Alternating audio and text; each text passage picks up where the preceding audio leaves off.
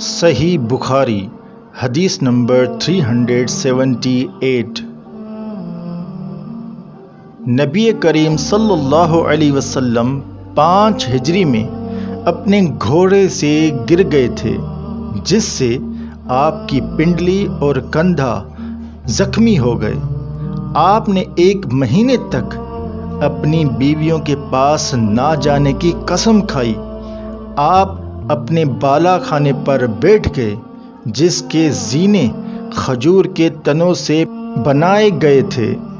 صحابہ رضی اللہ تعالی عنہم مزاج پرسی کو آئے۔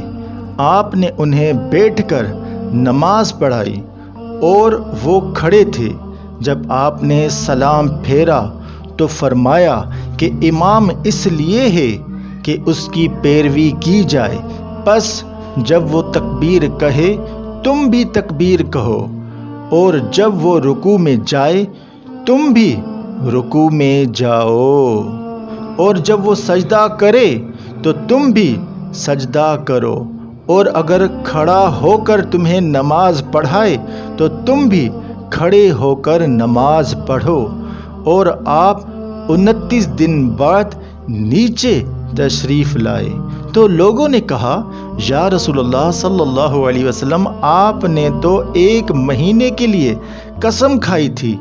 آپ صلی اللہ علیہ وسلم نے فرمایا کہ یہ مہینہ 29 دن کا ہے۔